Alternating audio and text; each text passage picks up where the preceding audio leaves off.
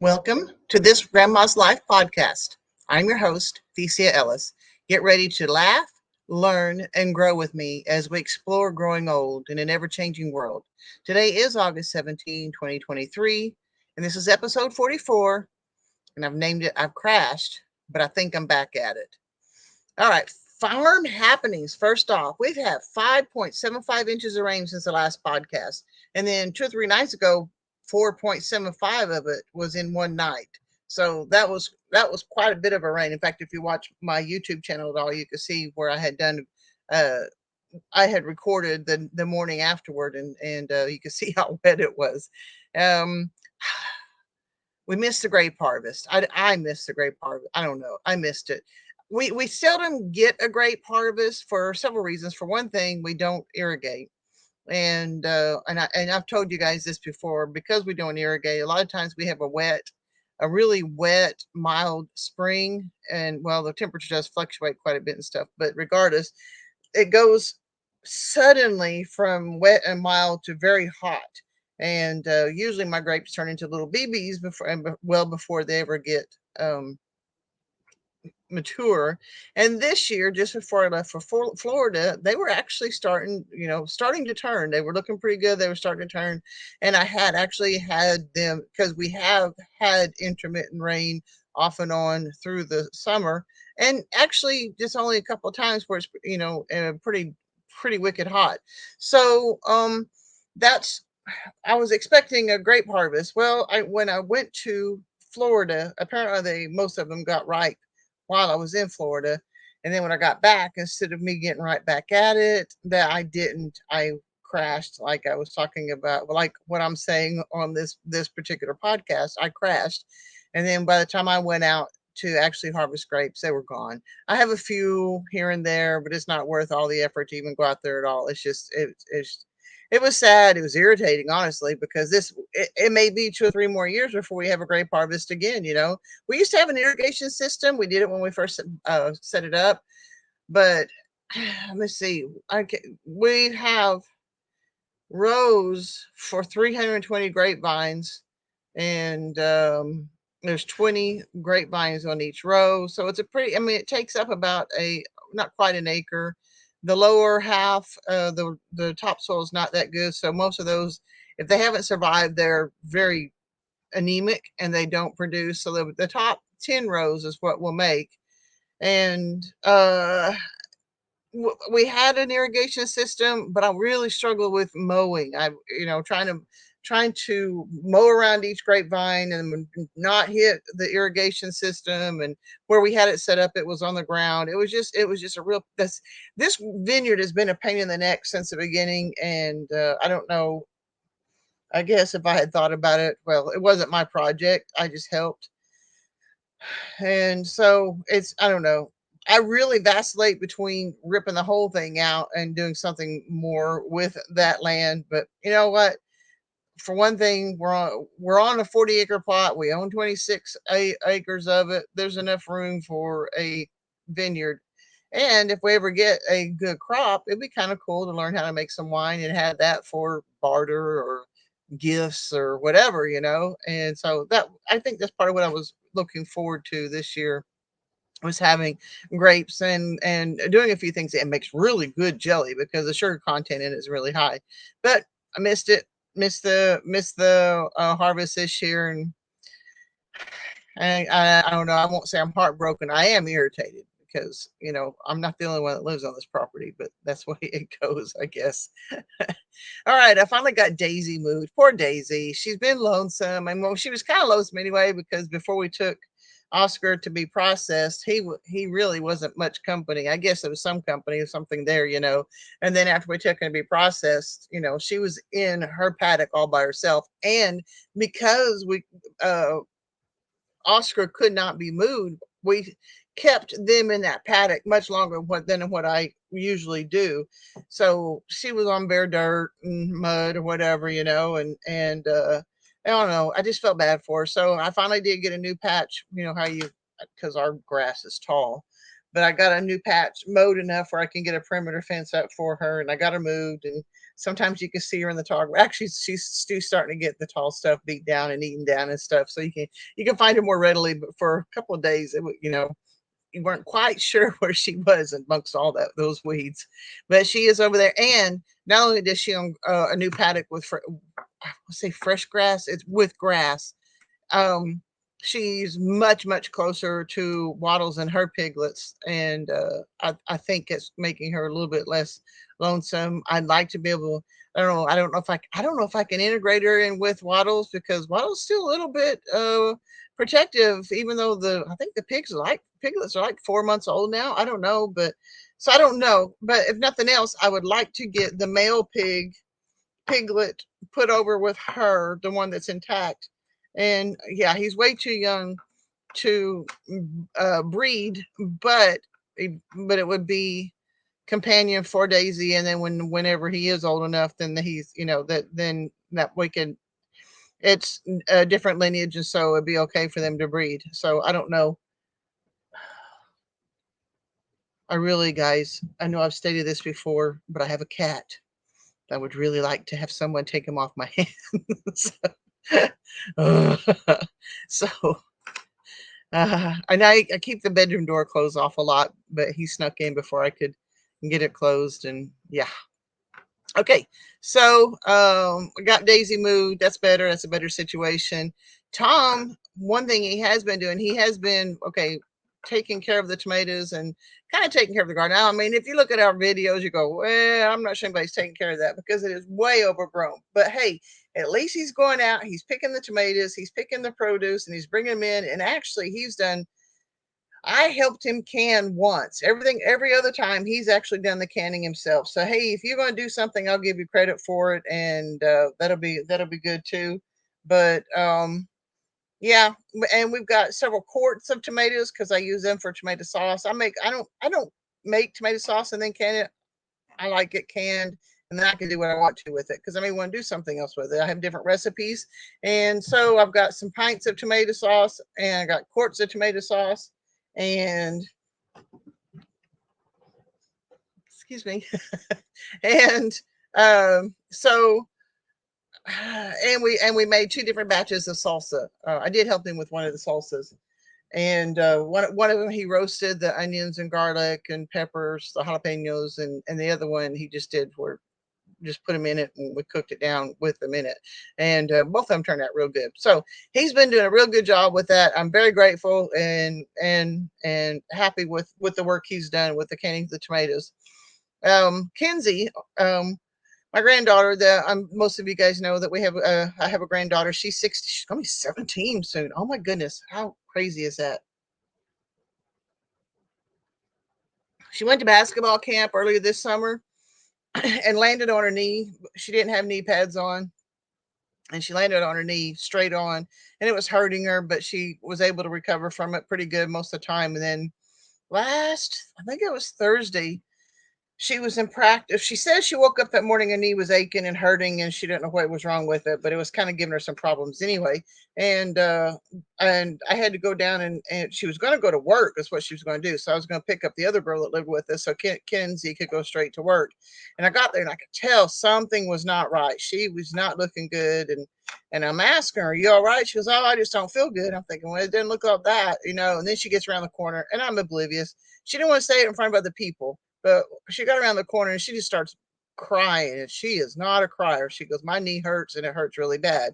And so we ended up taking her to a minor emergency clinic because that was what was available at 5 o'clock at 4:30, 5 o'clock in the evening, without going to the emergency room, because I didn't think she needed an emergency room, but we went to a minor emergency clinic and they did an x-ray and they're going, "Oh yeah, it's bone on bone, it's bad, and it was probably a meniscus tear and stuff like that." So that kind of upset Kenzie. It was kind of weird though, because I know she was all sweaty from being out in the sun and running and everything, and when we got to the minor emergency clinic, she was cold, and we, of course, it's August, so we didn't have blankets or anything like that. And she got cold and cranky, and she was cold, and found out later she was actually running a fever. We don't know what was causing the fever. We think it's just because, honestly, I think it's because she was hurting bad enough that it was causing kind of a shock or something. I don't know, because it only lasted for a couple hours the first night. Well, longer than that, 5 or 6 hours the first night, and then fever broke, and she's been fine after that.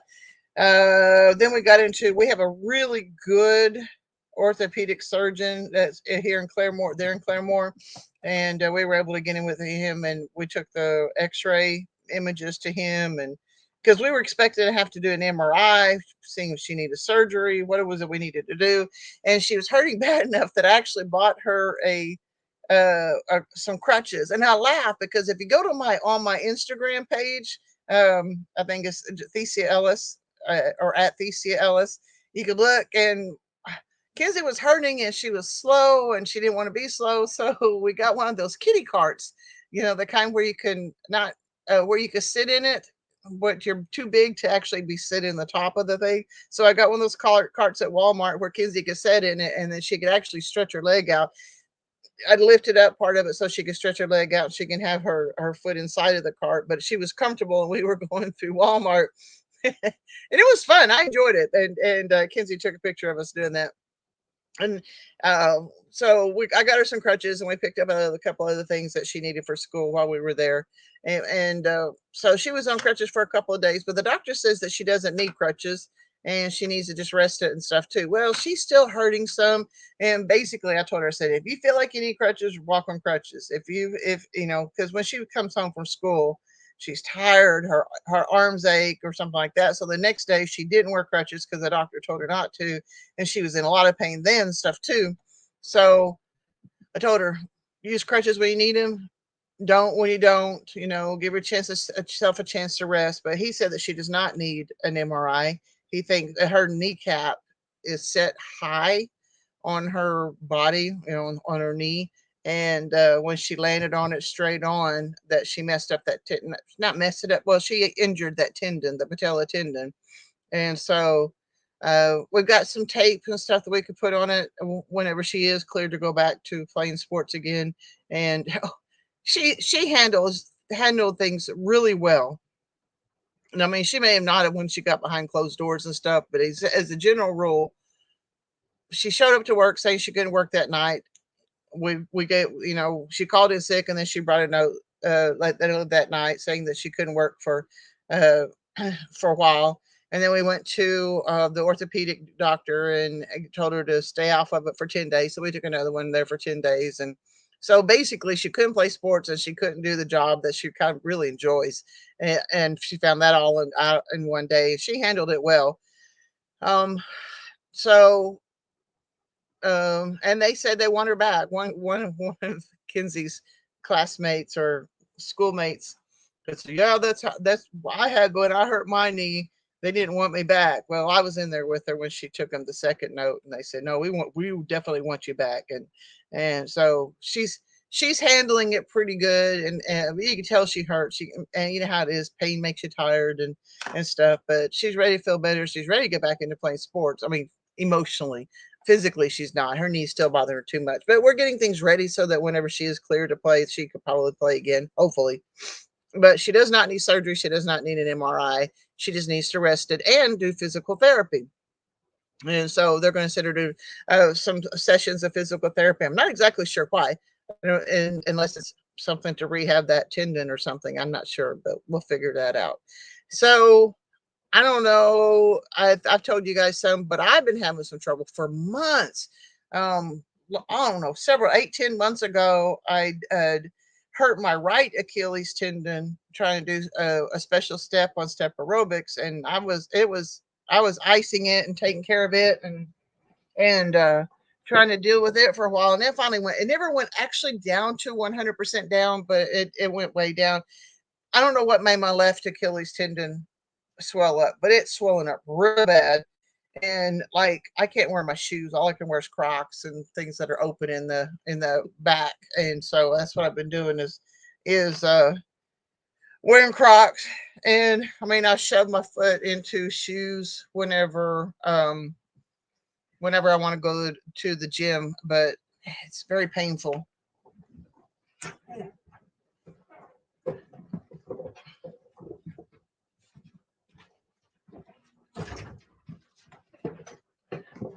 I'm back. I got the cat out of here. But it's been very, very painful, and I haven't been able to do anything with it. But so while I was there for Kinsey having her knee checked out, I said, guys, do y'all take my insurance? Can I make an appointment too? And they said, oh yeah. And so I went to see the doctor, I believe it was yesterday, and they took X-rays of both of my feet. And I tell you what, I'll be perfectly honest. I've been struggling with this for so long. And also my left knee is so swollen. And I think it's because I'm not walking right. And it could have been because when we were wrestling with Oscar, but I don't remember hurting it whenever I was wrestling with Oscar. I just know that my left knee, which is my good knee, I had my right knee cleaned out way back in 2000. I had a meniscus tear and several torn ligaments in it. And um, so my left knee has been very swollen, but I think it's because I'm not walking right. I don't know, whatever it is. But and this doctor kind of agreed that might be the possibility. But they took X-rays, and first thing he said is, "You used to have plantar fasciitis, didn't you?" I went, "Yeah." How, And he goes, "And you had it bad, didn't you?" I went, "Yeah, real bad."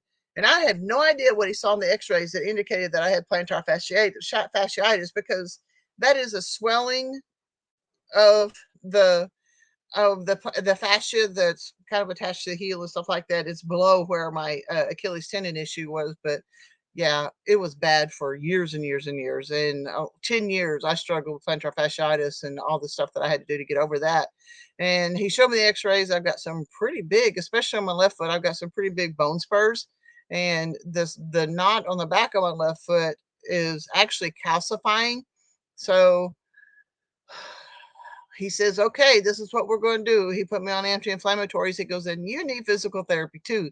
He goes, "And it's going to hurt," because he's talking about some of the stuff that I'm going to have to do for physical therapy. And I thought, you know what? If it helps, I know it's going to hurt, but it's the way it goes. And if I can get better, that's what I want to do. So we're trying to do the physical therapy where Kinsey and I have physical therapy at the same time. And our first appointment is together at the same time. So that's gonna be kind of cool. It's in the same place, so we might as well do it. Oh, that was my dog that's panting. Oh, because I've turned off the air conditioner. Because the air conditioner is loud. And you can see where my air is all blowing around. It's because I got a fan blowing on me, but I couldn't figure out what I was hearing. I thought, oh my gosh, what is that cat into? And I can hear it from another room, but it's not what it is. It's my big dog panting behind me. So we're good to go. I'm not trying to be distracted. I'm trying to focus and get this done. But when you have surrounded by animals, it kind of makes things a little bit interesting.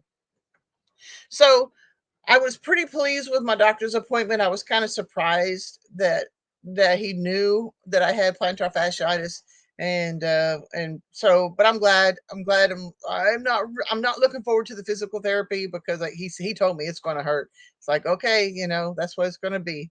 So that's done. We'll have physical therapy together at least for a little while, see how that goes, and maybe both of us can get back to what it is that we like to do.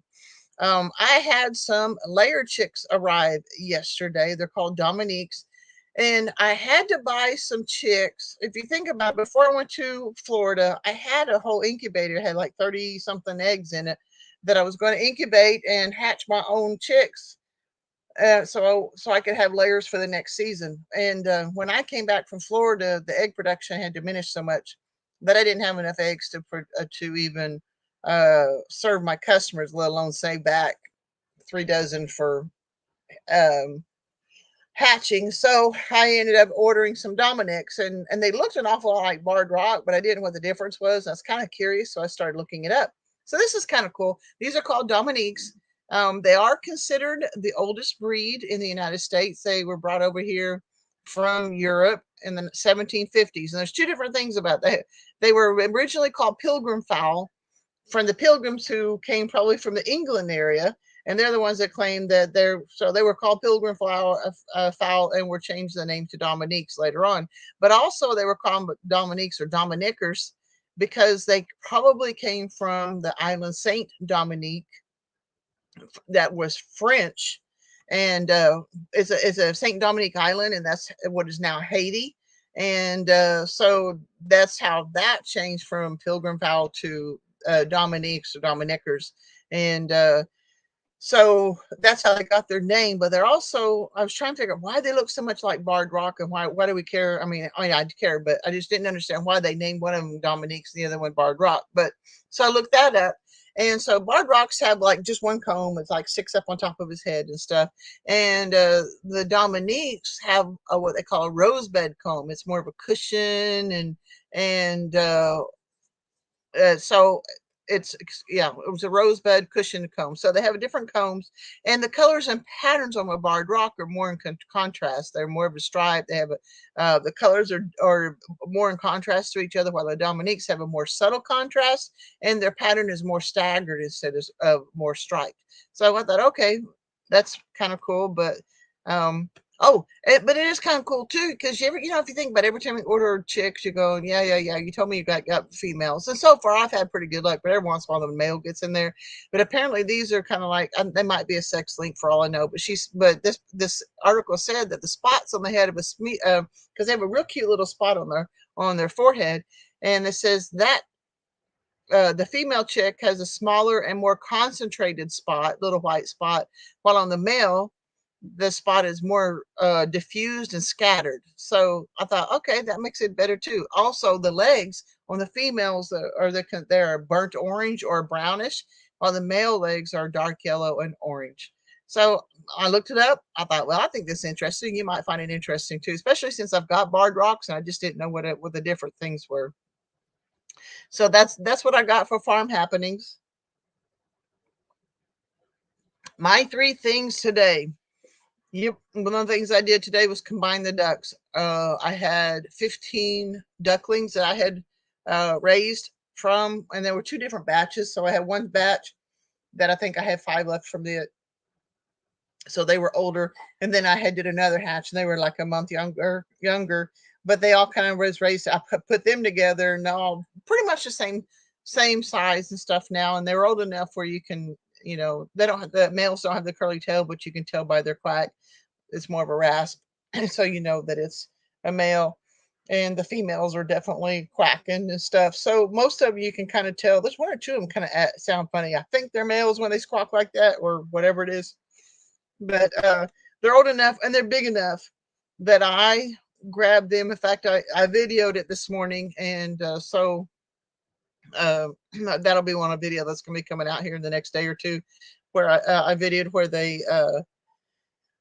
where I put them in together. I'm a little concerned about my one duckling that I think she's blind, and she wandered around with the rest of the ducklings, well, away from the rest of the ducklings, because she can't find him. She's quacking and quacking, and one of my roosters was kind of harassing her for a few minutes. When I got to watching later, he had lost interest in her. But I am worried about the one that's probably blind. So hopefully everybody's getting settled in, and everybody looked okay when I left them this morning. Oh, I did lose one of them because I have a fish net, and I guess it had a hole in it, and I didn't realize it. And one of the ducks got out and slipped out the bottom, and I went to go chase him down, and he's in the tall weeds out there. And hopefully, when I go out and do chores tonight, he'll be back up where his old pen was, so that maybe I can catch him this time and put him in with everybody else, and he'll be safe there. But I needed to get them integrated with the rest of the adult flocks anyway. But now, since I have these little Dominique chicks, my brooder shed blew apart a few weeks ago, as you remember, and I don't have a real good place to brood 20. I think there's 28. I ordered 25, but they sent me 28 little chicks, and unless I can't count, so that's possible too. But I got a bunch of chicks, and they're in a smaller brooder right now, and that's good. But they're not going to last long in that brooder. And so I thought, well, what I can do is I can set up that John Suskovich style chicken tractor that I use. I use it for all the time. I've got 2 of them, and I use them for a lot of stuff. And I can set it where they can't get out, sneak out easily and stuff. And if I need to, I can put a real extension cord out, and make it where they have a heat lamp at night. I know they don't need it in the daytime, but they might. Who's the last couple of nights? It's been in the 60s at night. But I think this next heat wave's coming through, and it's only going to be down like in the 70s at night. But still, that they might want a heat lamp at night anyway. So that's what I'm going to do here in the next few days, is get the chicken tractor set up for the chicks, and they'll have more room and have more fun there out there anyway. But that'll be my brooder, I guess, until I can get them integrated with the adult flock a few months down the road. But I did get the ducks combined, all except for one, and that was one of my three things is combine the ducks.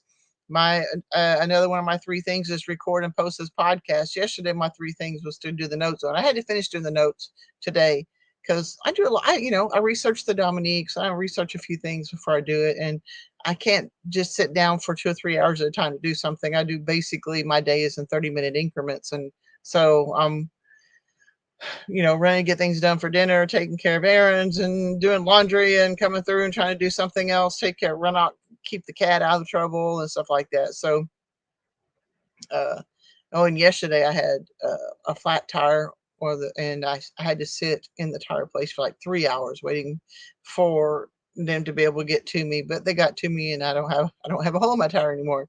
So today is record and post a podcast was number 2. And then number 3 is menu and grocery list for the week. And I did get that done too. So that's kind of odd. I'm batting 1,000 a day. I'm actually doing pretty good. All right, what I'm reading, and this book is called The Happiness Advantage by Sean Acor, and it was written in 2010. This is one of the books that we did whenever, I think, early on or a couple months ago for the Level Up meetings to do, guys. And I'm going to get an affiliate link for that Level Up.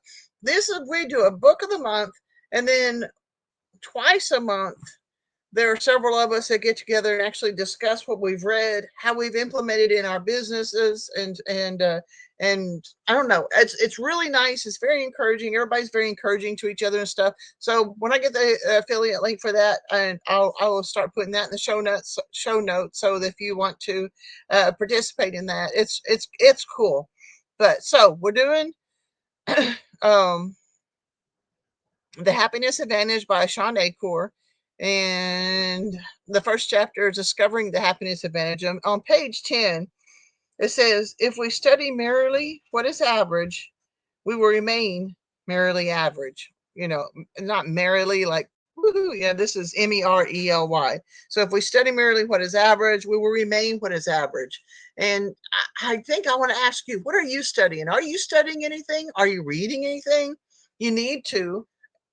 Even at my age, I thoroughly enjoy learning stuff, and and of all different varieties of things. And maybe I never use it. That doesn't make a difference. I'm still learning. I'm still enjoying it, and are some things that I'm learning. So or using from what I'm learning. So. I would ask you to read and learn stuff from it, implement it into your life. It gives you something to look forward to, if nothing else. Okay, on page 11, if all you strive for is diminishing the bad, you will only attain the average and you'll miss out entirely on the opportunity to exceed the average. So basically, if you just want things to just get better and get rid of the bad, that's all you're going to get. If you want things to get better, if you're focusing on get rid of the bad, like I'm focused on getting the pain out of my knee and stuff like that.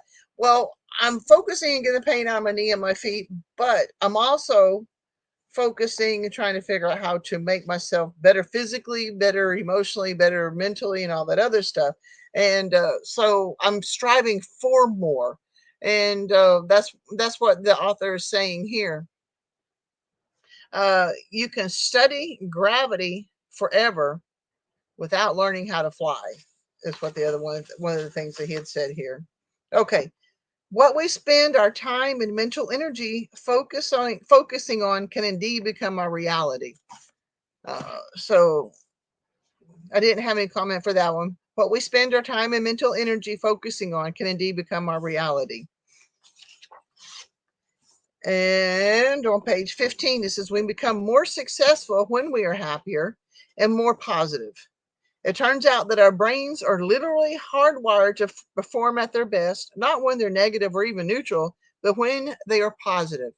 So the way I had equated that too, is it's kind of like expecting the stove. You've heard of that. You'll say, "Stove, heat me up," or "Life, make me successful." But you're not putting any wood in the stove. You're not lighting the fire. You're not doing what it takes to make the stove work. So it's kind of like expecting the stove to heat you without adding fuel to it first. get your mind right, and you'll perform better. That's basically what this is saying. You can't be successful necessarily, or it's really hard to anyway, unless you are uh, working to make yourself happier and working, and then the success part will come after that. So that's just what that one chapter in the happiness advantage is. It was every book we've been through has been really good, and I'm glad for that. What I'm listening to, there's two different books. One of them is by Amy Dingman, Dingmann, and I love her stuff. She does fiction under Shay Ray Stevens, and I love her fiction. But also, I got to listen to an audio version of Get Shit Done, and uh, and I got to leave a review to it. I love it when she lets me do that. So I got to listen to Get Shit Done by Amy Dingman, and it's short. It was only like, I don't know, an hour and something minutes, and which is good because she's doing a series of books that are shorter, and I basically listened to it. She cuts to the chase. See, if you think about it, as much as I enjoy these books that I'm reading that tells you how to set the goals and how to work toward the goals, how to get your mind straight and stuff like that. Even one of them says, okay, make goals for physical, make goals for emotional, make goals for business, make goals for this, that, and the other thing. Going, and then you read the next book, it says, focus on one thing. You're going, how can I focus on one thing if I've got 10 things that I'm trying to focus on? So she cuts to the chase. She narrows it down on how to set goals, how to work toward those goals, the mindset that you have toward getting toward those goals. And I really liked that book. And so, yeah, if you can get it on audiobook, I think it's available for everybody else now. It's called Get Shit Done, Amy Dingman. But I'm also listening to a lot. Okay, I know I'm weird. I'm still listening to, re-listening to my dog is so hot. It wants me to put the air conditioner back on. I'm re-listening to Atlas Shrugged, but that's like 64 hours. So I listen to that 2 or 3 days a week, and then but on another couple of days a week, I'm listening to other things like. And this is the 10x Rule by Grant Cardone. That's a good book too, and he helps get your attitude right on a few things. So those are the two books I'm listening to. Well, I'm done with Get Shit Done. I've listened to her book twice now. Love it. uh, Gave her an excellent review, and then I'm now listening to the second round of Get the 10x Rule by Grant Cardone. The quote of the day: "A man's life is what his thoughts make of it." Let me say, this is Marcus Aurelius. "A man's life is what his thoughts make of it." Marcus Aurelius.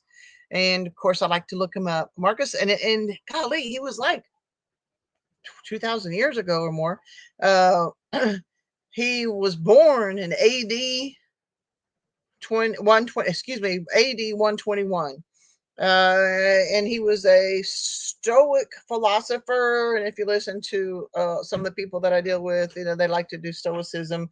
And he was one of the Stoic philosophers. But he was also a Roman emperor from 161 to 180 AD. He married a woman named Faustina, and married her in 145 AD. And together they have 14 children. I think there's two different sets of twins, but they have 14 children. But only one of them survived. Out of the 14 children, one survived, and so she grew up to become Empress Lucilla. And that's pretty much all the information that I was interested in, I guess. All right, my scripture of the day is Exodus 33:14. The Lord replied, "My presence will go with you, and I will give you rest." This is from Exodus. Moses was tired from leading the Israelites through the wilderness and their constant complaining and the constant disobedience and the just constant discord. And he was going, God, if you don't go with me, I can't go. And so this was God's reply: is the Lord replied, "My presence will go with you, and I will give you rest." And I was looking for scriptures for rest because I obviously had been needing some rest lately. So that wouldn't kind of fit. Okay, on my main subject, while I was in Florida, my energy was pretty good while I was in Florida. I really feel like God kept a watch over me and kept a watch over my tongue, because any of you have older parents know that parents can be a challenge. And I'm so struggling with this because I'm thinking, oh my gosh, I inherited all of their stubbornness. I inherited so much from them.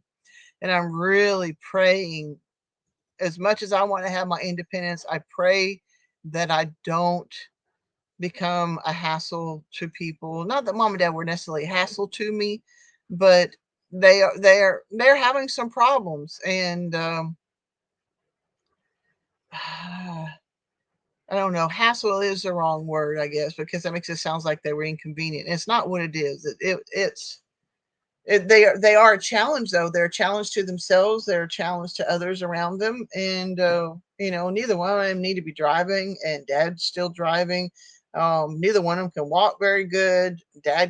Falls. Dad's mentally not there. Mom is mentally three quarters there, I guess, maybe. But she can't walk after she lost her right side for the stroke, and then she broke her right ankle a couple of years ago too, and had to have surgery on it. So she can't get around very good.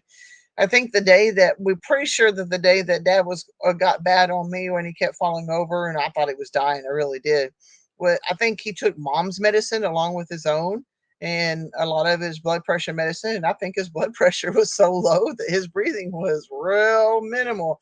I don't know. So it was very stressful in that form. I walked into it thinking Dad was going to fall over 2 or 3 times a day, and I was going to have to catch him. And I actually only had to do that in one incident. That was great. It was stressful though to try to talk to Mom about what she needs to think about for in the future.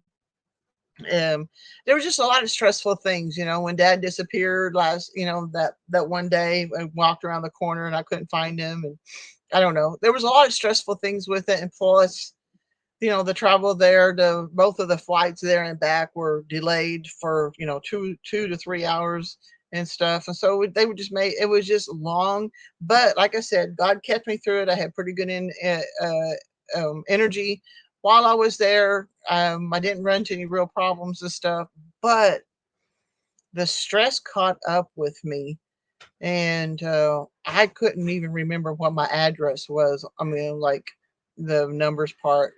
I was talking to my brother, and he's going, "Okay, so what's your address?" I'm going, "There's a 7 in it, and there's a 1, and I don't remember." And he's looking at me like, "What is wrong with you, woman?" But I think it was stress. I think I just couldn't remember what my address was because the stress was catching up to me, and I was exhausted. I really thought that even that once I got done with Mom and Dad, I'd come home and I was going to be hit the floor running. I was going to get work done, and I just didn't. I just crashed.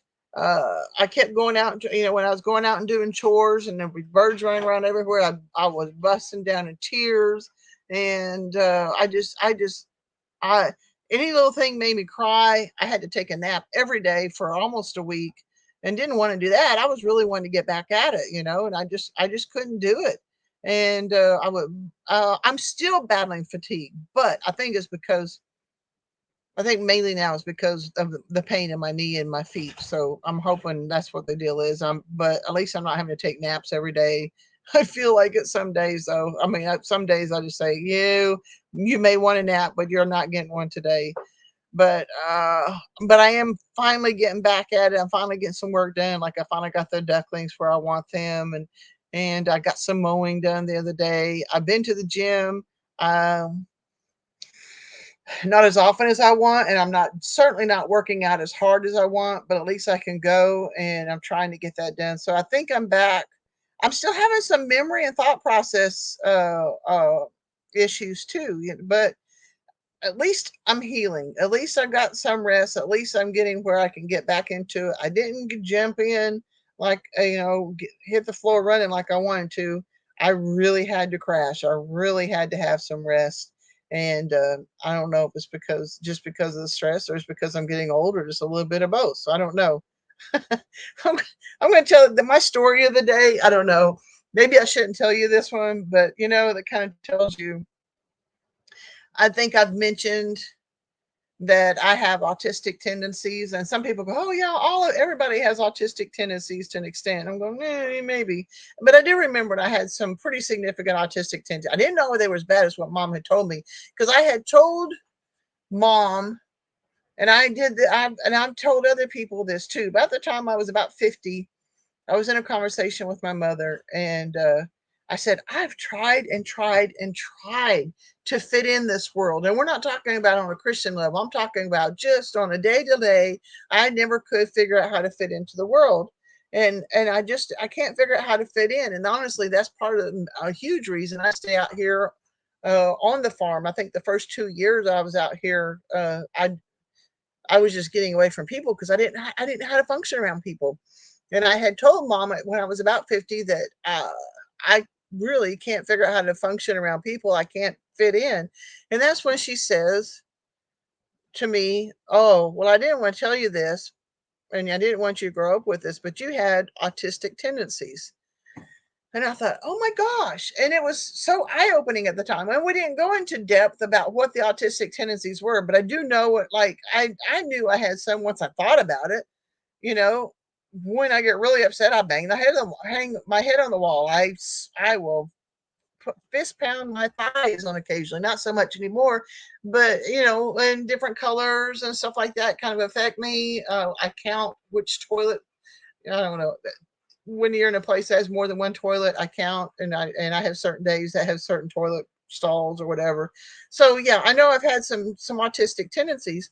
Well, we got into it a little bit more in depth while I was in Florida, and I had told Mom, I said, "Well, we had that conversation 11 years ago, and I said, when you told me that I was autistic, I said that was really freeing to me."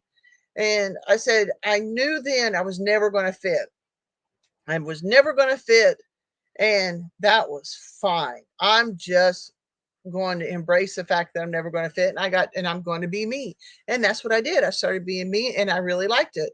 Well, what she told me on this most recent trip when I was in Florida, she goes, "Well, yeah, because you really did have really bad symptoms of autism." She goes, "You rocked, you smacked your head on the wall." She told me two or three things, and then she told me, she goes, "But every time you did one of them, we beat it out of you." I'm thinking, oh my gosh. So apparently, every time I rocked, when I was sitting down, they beat me. If I smacked my head on the wall, they beat me. If they didn't do it in meanness. I think that's the only way they knew what to do. And I knew I you got to know, I got a lot of bustings growing up, with my personality clashing with their personality, which actually was very much like their personality. I'm very stubborn. They're very stubborn. Um, they're not mean people. They didn't have good upbringing with themselves, and they they um, did the best they could with me. But I didn't realize that they beat the autism out of me. But I mean, they didn't beat me up bad or anything. But that's what she told me. That's what they beat the autism out of me. So that was my story of the day. I don't know. It's kind of a trip. So my question of the day for you is, what are some situations you have been in that took you a while to recover from? Because we've all been through stressful stuff. We've all been through things that have kind of set us back a little bit. And I'd like to hear what some of them are. You can email me at theciaellis@gmail.com. And I would love to hear about what you have to say. All right. I want to talk to you about the fold card. I've talked to you about this before. My fold card, and I'm sorry, they're doing a lot of digital currency and stuff anyway. Most everything you pay for is with the digital currency. The only thing is a fold card is with Bitcoin. It is a and if you want to do other currencies, you can too, I believe. But this one is a prepaid debit card. So every time you make a purchase with this debit card, you earn what they call satoshis. So it does help you build up your Bitcoin without any extra money to you. So when you buy something, you earn some satoshis, and of course you can fund it out of yourself and stuff if you want to too. I don't think I have. I think I did an initial. I mean, I put money into it to do the uh, so I can spend it. But as far as actually spending money on buying Bitcoin, I don't. And with I think I've got 600,000 satoshis or something like that. It ends up being on average right now about $200, and that's just extra $200 that I have made or accrued in Bitcoin just by using this fold card. You can set it for, you can pay your bills with it. You can, and I don't. I probably should, but right now I just use it for when I buy groceries and just different things. You fund it. You go about your day and buy stuff, and you earn satoshis with it. So if that's something that you want to even consider, that's a good way to get started with Bitcoin. To do the fold card. You actually get and it's a beautiful black card with gold lettering. It's nice looking. It's very handsome, and it's a good way to get started. And it doesn't cost you anything. But if you'll go down to the link below and sign up through that link below, it'll help me out. And like I said, it doesn't cost you anything more. But that's for the fold card. I would appreciate it if you would give me a 5-star review or any review. When you give somebody a review, it helps people find them, and I would appreciate it if I could be found. I don't know, but well, I mean, you put work into stuff, and you want people to listen and follow what you're doing and stuff. So if you give me a review, I'd certainly appreciate it. Uh, I'm doing a lot more TikToks and stuff. I do on Instagram and TikTok. I'm on different variations of theciaellis. I'm on TikTok. I try, if there's something on the farm, I put something on it because, like when my piglets were first born, I had little TikToks all over the place. But I also do on Instagram and TikTok and on Facebook Reels. I'm putting out a quote of the day or a scripture of the day or something like that. Uh, my website is grandmashomestead.farm. My main channel is Grandma's Homestead. I do also have a Farm Animal Life YouTube channel, and I can be found, like I said, on Facebook, Instagram, TikTok, MeWe, Twitter, Rumble, all under variations of Thecia Ellis. All right, guys, that's all I got for you today. I think I'm back at it. I'm feeling better. I'm getting there anyway, and I just kind of wanted to share a little bit of that with you. All right, guys. Remember, especially as we get closer to well, I mean, I'm going to say that wrong. As I'm considering what's going on with mom and dad and stuff, that they're getting to the end of their life, live until you die. God bless, guys. See you next time. Are you wanting out?